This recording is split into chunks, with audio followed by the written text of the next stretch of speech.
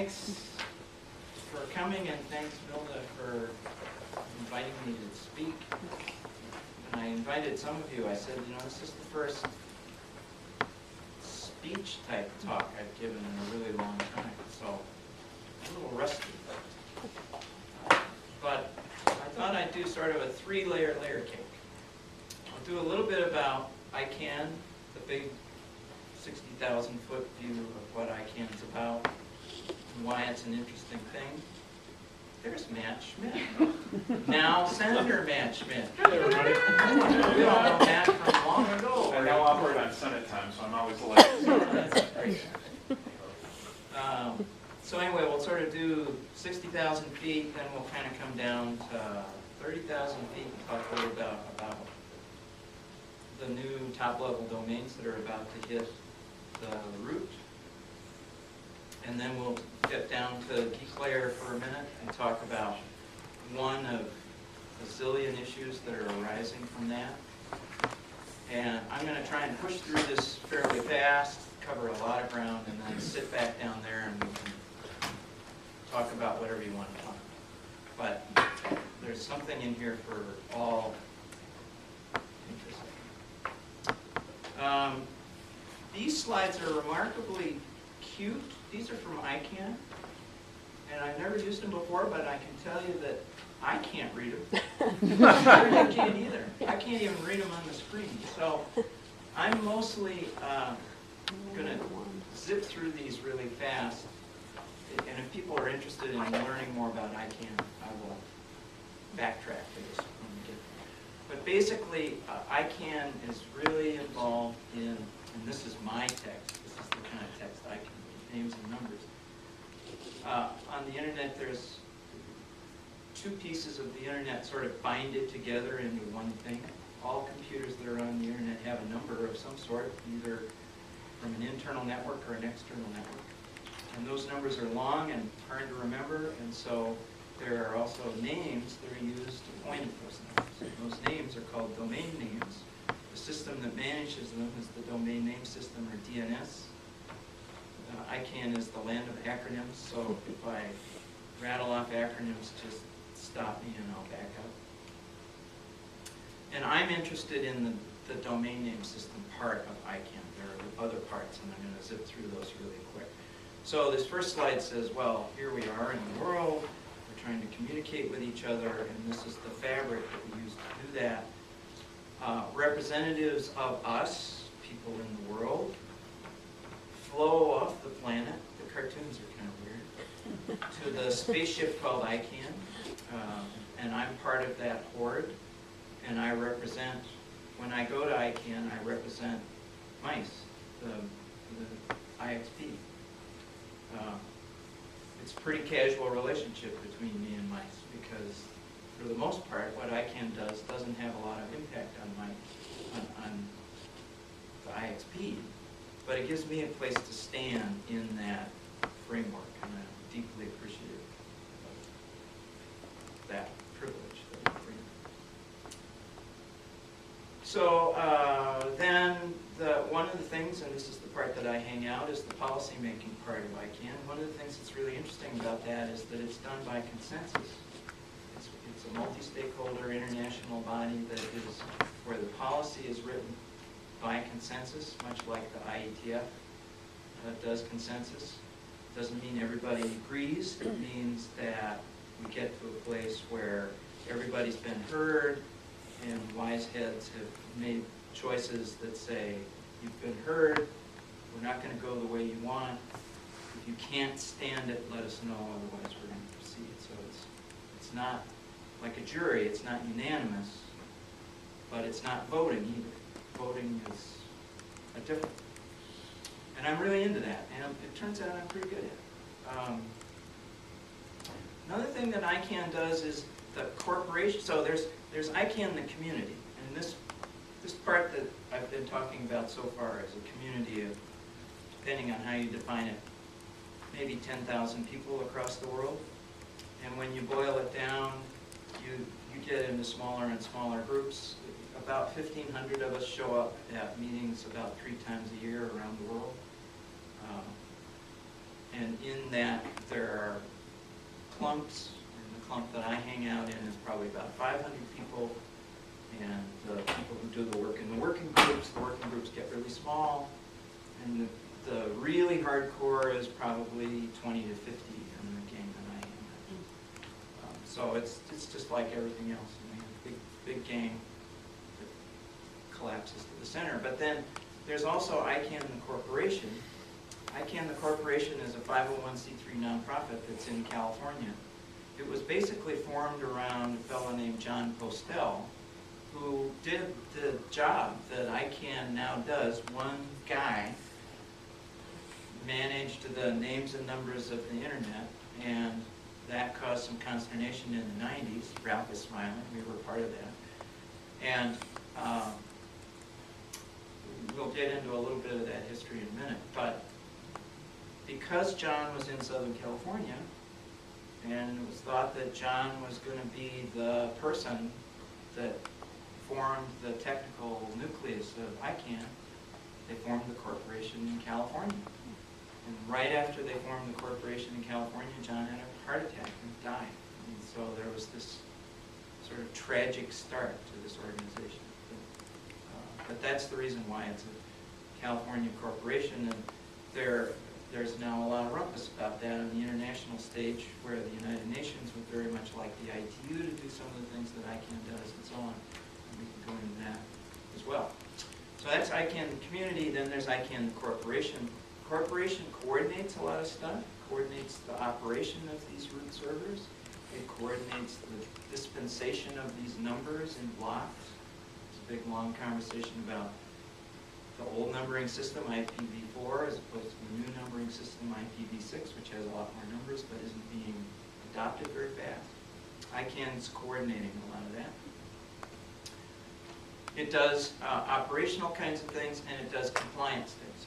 The way that ICANN is set up is it's a quasi-regulatory body, and it regulates through contracts between ICANN and registries. Registries are the organizations that make the master list of all names in a top-level name. So VeriSign is the registry for .com. There's one registry for every top-level name. So there are contracts between ICANN and the registries that set the way that they get to behave. And that's how ICANN policy, which I am involved with, gets transmitted to that contracted party. The other major contracted party is registrars. So, for example, you can buy a domain name from lots of different people. Mr. G. Matt walked into the room and he goes, thus expressing his deep appreciation for my oratory skill. No doubt. Always interesting. That was great. Anyway, so there's registries and registrars, and there's these contracts. ICANN regulates those bodies through those contracts. And the policy that I participate in flows through those contracts. And so that's sort of the lay of the land. Now here's one of my pictures. I think it's first time I've ever shown this picture except in a dark room on my screen, so I've got some color choice changes to make. But what this is where I hang out in ICANN is in the working group layer, what I call the bottom of the bottom-up process. That's the place, for me, that's the most interesting part of ICANN. So I have almost no interest in the board or the big deal councils. I have fought pretty hard to stay off of them, and it's sort of by accident that I got this position. There you go. Where I like to hang out is in working groups. And I've hung out in a lot. This is a list of them. The ones that I've completed and the ones that I'm working on now. I'm not going to do all the translation of the acronyms or tell you what these are all about, except to let you know that the stuff in bold is the ones that I've chaired, and the other ones are the ones that I've participated in. And you can see that the ratio of chairing to participating is going up. I've become sort of the de facto chair for certain kinds of working groups, because I've been there a really long time. And I'm not, one of the advantages of being a representative of MICE is that I don't have a giant stake in these outcomes, so I can be a more neutral chair than most of the chairs. And so it's sort of because I'm good at it, and partly by accident, that I wind up being the chair of these things. And that's where I love to work. And there's my plug for MICE, because that's how I get standing. That's, you have to have standing. Although anybody in the world can participate in these working groups, it's useful to be part of one of the constituencies that support it. So then there's all these other people. There's registries and registrars who participate in working groups. There's the non-commercial working group, which represents nonprofits and civil society. Privacy folks hang out in there. Public advocates. Then there's the commercial interest, which is comprised of the ISPs, which is where I hang out, the business constituency, and the intellectual property constituency. And these are constituencies that were formed back in 1998 when ICANN was first created because of the battles that preceded the formation of ICANN, and basically found that these were the stakeholders that needed to be at the table to really be able to make these policies. And with that grouping has worked fairly well up till now, although it's breaking at the moment, because what's happening now is that there's this blurring between these lines, because almost all of these formerly adversarial parties are now applicants for new top-level names. Corporations are applying for new names, ISPs are applying for new names, and so we've got this funny undercurrent going on in the work, and that's as far as I'm going to go on that in the preliminary part. This all rolls up into administrative layers, and ta-da, the board, and then, the council is sort of the interface between the Generic Names Council is where I'm going to go start sitting in October or November, and that's the connection to the board. That's as far as away from the bottom-up process as I want to get. But it's going to be interesting to be there. There are 4 other big clumps of ICANN that drive this, and I can tell the next time I do this, and I'll make all the print bigger. On the far left is something called At Large, which represents all internet users in the world at large. And it's a ginormous organization. It's, I don't know, 1,500, 2,000 people, hundreds, I think, of chapters all over the world. It's got more chapters than ISOC. It's huge. And it's a fascinating group of people, incredibly diverse, all kinds of people. Really neat game. The next group is the Governmental Advisory Committee, and they're the pipeline, the formal pipeline between governments and ICANN. There's one representative per government in that group, and I think there are 100 of the 170 governments are part of it right now, roughly. Then on the other side, there are 2 kinds of domain names. There are generic names, which is what we're going to get to. The other kind is country code names, so like .us, .uk, .de. Those are 2 letters that are not, they are not regulated by ICANN. They are part of their respective governments. They are sovereign.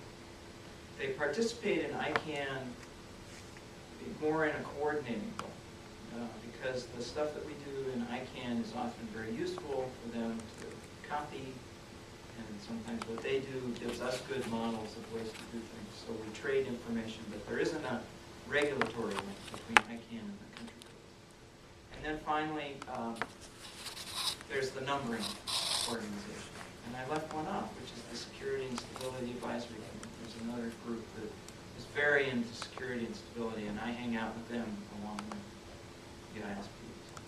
I'm kind of the mascot or the towel warrior, but not at their level. These are deep security people. But I aspire to be like. And my, this is a rant that I gave somewhere else, where what I was trying to get across is the notion that those groups should participate in working groups. They can. They are certainly allowed to. We've got some work to do to get them more involved. And as a result, we've got them, one of 10,000 issues in ICANN is the problem that's caused by them not participating. Okay, that's ICANN. We can certainly come back to that if you want. These are the big topics that have basically been going on in ICANN for the whole 15 years. It's just the 15th anniversary just went by, so it's a pretty young organization. I'm now sort of a middle cohort person. I started about 7 or 8 years ago. And these issues were there when ICANN started, and they're just as on the table now as they were then. Really tricky, and if I'm going to leave that slide up for just a minute, so if you've got something on this page that you're interested in and want to drag me back to that later on, by all means, let's do it. The one I'm going to focus on is the new gTLD's issue, which has been around since the beginning of ICANN. And I'm just going to give you an update on where that's at, offer some grenade-like observations, and then take you on to a very detailed example of some of the things that we deal with in ICANN. I have to stop and tell you that another reason I go to ICANN is because I own 7 very generic domain names. And I've always wondered what the impact of ICANN and its regulation would be on those names. At first, what I thought I would do is I would sell third-level names under corp.com. That was the first scheme that took ICANN. And I'm happy to report that everybody was very polite as they shot me out of the tree. They put a nice big key on the ground. It was nice and soft, and so when I fell out of the tree dead, I bounced on this nice soft thing, and everybody patted me on the head and said, that's not going to work. But it caught my eye, especially the new gTLD stuff, the new generic name stuff. So I hung out, paying attention to those. And one of the things I thought about was, well, it'd be interesting if if one of my names was an exact match for an applied for new TLD, what would that mean? And the answer is still unknown, but it's really interesting. So, you know, I was really interested when the new list came out to see if any of my names were exact matches. And what do you know, one of them was. And then, what do you know, another one was. And then, what do you know, another one. And what do you know, I have 4 exact matches. And if you add cafe, which is a new TLD, and I have cafes, I have 4 1/3.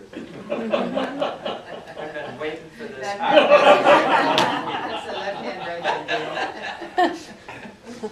So anyway, I have to do this every time I speak at ICANN, and I also, you know, at ICANN we're very concerned about conflict of interest, and so we all have statements of interest. It's all published on the web. It's very transparent, and this is a lot more fun than my normal statement of interest.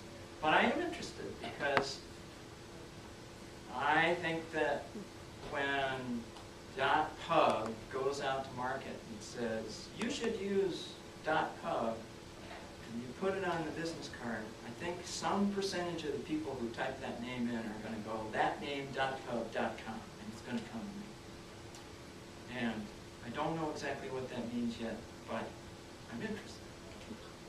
Okay, so here are the names. So right now there are 7 general generic names. .com, .net, .org are the ones that you are probably familiar with, but there are a few more. .biz, the highly credible business-oriented TLD. For all of those of you out there in TV land who are watching this, I'm sorry, but there you go. Then there are what are called sponsored names. Sponsored names are names where there's somebody watching the applicants and making sure that the applicants for second level names belong in that TLD. So for example, here at the University of Minnesota, EDUCAUSE, which is a higher education IT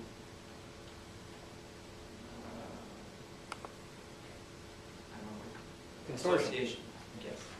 Something. I don't know. Consortium, probably. Huh? Consortium. Consortium. Yeah, association, consortium, something. Anyway, EDUCAUSE monitors .edu applications and says, Mikey, you can't get Mikey.edu. Sorry, you're not an educational institution. That's what being a sponsored TLD is all about. And so these are generally more specific and more focused. There's an infrastructure one for ARPA, which is from long, long ago. And then there are 4 reserved names that are used, for the things that are in the names. So that, if you think about it, and you add the first 2 clumps up, there's 22 existing generic top-level names in the root today. And there's always been a rumpus about that. There's always been tension that says, A, there's not enough names to register, all the good ones are taken, and B, the registrars, the people who sell the names, say, there aren't enough names for us to sell. So we need more names. So all the way from 1998, there's been a battle about that. And some of these names are not original names. They were introduced later. .asia came in 2003 or 4 or 5, somewhere in there, for example. So the namespace has been expanding a little bit. But in the late 2000s, the new gTLD program was launched, and the limits are much looser. So I just want to, before I go to the next slide, which shows you all the names, I just want you to guess a number as to how many names are actually being applied for and are going to go into the root as this unfolds. Just put a number in your head. To give you a sense, when we were doing the pool at ICANN meetings, I attended in the 300 range. Boy, was I wrong. That's 1,200 TLDs on one page. Took me a while to put that page together. That's the list of new TLDs that are going into the root. The ones that are really screwy at the bottom, if you can read this at all, are called puny codes. So when you have an IDN or an internationalized domain name, the DNS doesn't understand Arabic script. It understands ASCII script. And so there's a translation between ASCII and all of the scripts of the world that those names start out with XN -- stuff. And that's a whole fascinating thing, and I'm not going to talk about it because I'm not very expert at it. But anyway, that's 1,200 names. So if you think about this, this is like a marketing thing. So we got 22 names, and the marketing people, I'm looking at you, Steve, you're a marketing guy. The marketing people come and they say, we need to, what's this called? Product segmentation. We need to segment the product a little bit more. So we're going from 22 to 1,200 in one go. Now, this is where the grenades start to happen. I think that that's like going to the grocery store and seeing 1,200 kind of potato chips on the shelf. That's more than I can choose between. But I was talking to a very senior executive at one of the companies that's very involved in this, and he said, no, man, it's 1,200 kinds of beer. What's wrong with that? And it's true. There's this really great bar in Brussels that pours 1,000 kinds of beer on their menu. I found one that I liked, and that was enough.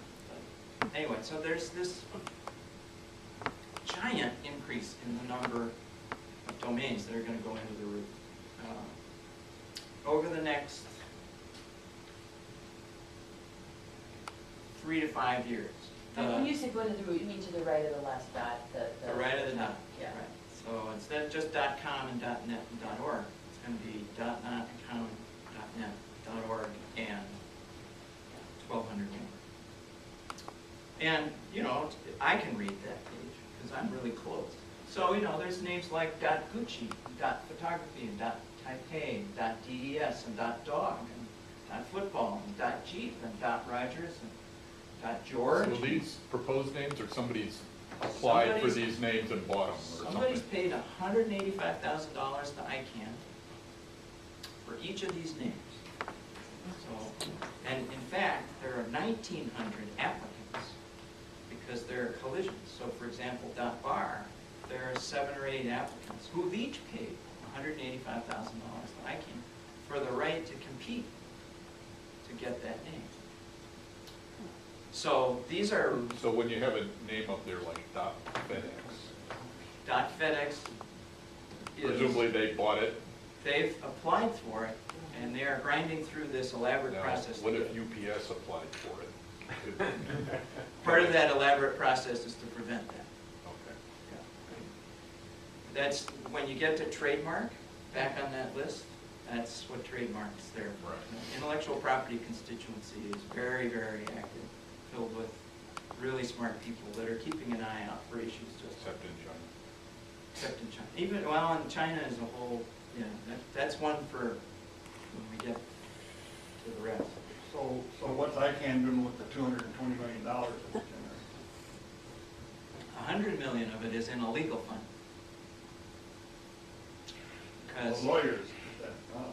well, the thought is that there are going to be some legal issues. And so they have a pretty big reserve for legal. You think? Yeah. Mikey, wasn't that the same problem we had in the early 90s with, you know, the next year down after a TLD? Well, the trademark stuff, Yeah.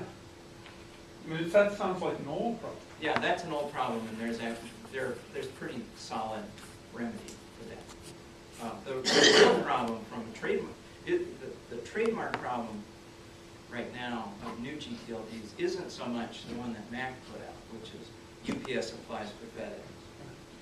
That just gets smacked down. It doesn't even get out of the blocks.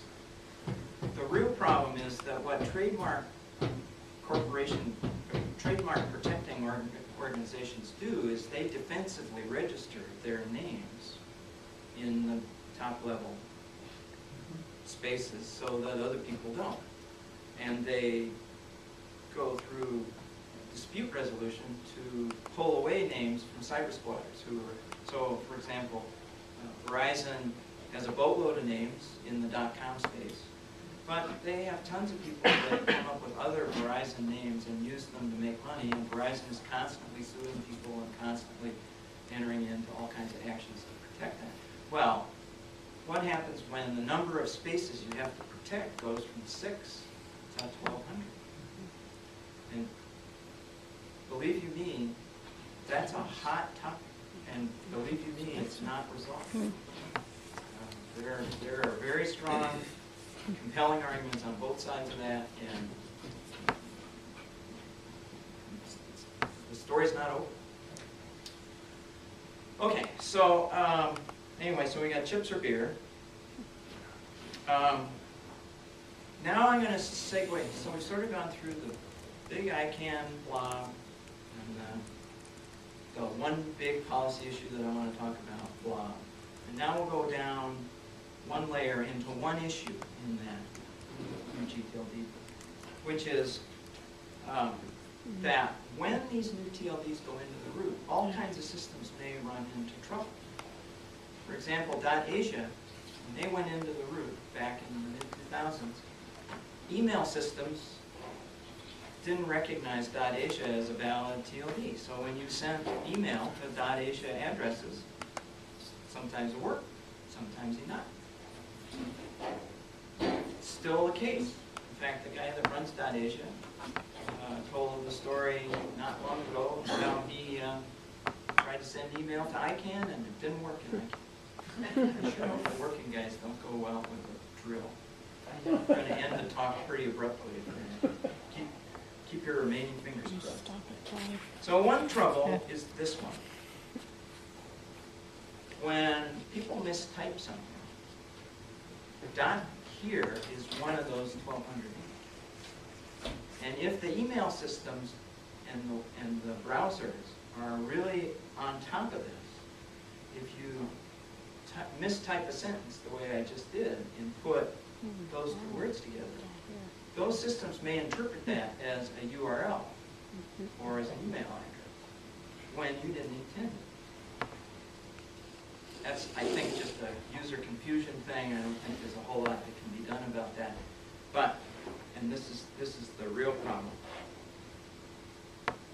The namespace collision problem sort of came up in 2009. Remember the SAC, the Security and Stability Advisory Committee, to whom I bow because they're so smart. They're really smart. And in 2009, they identified this problem. And they said, dear ICANN, your house is on fire. You might want to do something about, oh, by the way, your garage is burning down. Oh, and it looks like your children were trapped inside. You might want to do something about that here. Very low-key, little report, floats over the transom, and nothing happened. 2009.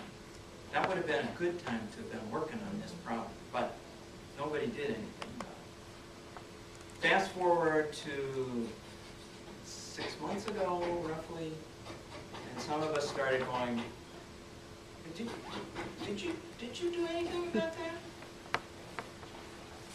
Why no? Well, it's still a problem. Well, what do you mean? Well, now we have these 1,200 names, right? So here's the problem. When you the user of DNS, sit in the upper left corner. You sit on your computer and you ask for a resource out on the internet. You use a name, a domain name. Your computer asks the DNS. I'm going to just do magic, Ralph. Ride with me on this. I'm packing an awful lot into the DNS here. Your computer asks the DNS, where's that resource? And the DNS gives it an answer. And there are two places that those resources could be. They could be outside your local network. So they're in .com, .net, .us, .org. And in Donald Rumsfeld terms, those are known unknowns. Those are untrusted networks. They're outside of your network. But you know they're outside of your network. And so you don't trust them as much as you trust the resources that are inside your network, like your corporate file storage system, or your corporate secret email, or your CAD system, or whatever. You know, wherever you keep the really secret stuff, you keep inside. And the way that DNS is used to distinguish that is by the names that you use to put on those computers. So, for example, you might put mail.prod on there, and that would mean, oh, that's the production mail server. Okay, that's a trusted resource. And why is it? Well, because .prod isn't in the root yet. Same goes with all those other ones. Server.test. A lot of people use test for stuff. Accounting.corp. I'm the owner of corp.com. I have a lot of experience with that particular one. Router.cisco. Pretty reasonable. Cisco's a big router manufacturer. Shared.pub for publications, etc. Well, everything's fine, just fine, if your DNS system is configured so that it looks inside first. If it finds the thing inside, it takes you there. You go, great. And then if it can't find it inside, it looks outside. Fine, that'll work. Okay, it won't work if you're in a coffee shop and you have to, again, in the coffee shop because you're not inside the network. I'm not going to go all the use cases here. But in general, if your corporate servers look inside first, they'll find the right thing. They will take you to the known knowns, the trusted, most trusted resources there is to do. I knew it. I'll talk really loud. Hilda's on a roll. Be coming up that ladder here. Yeah, it's really. Paul really hard.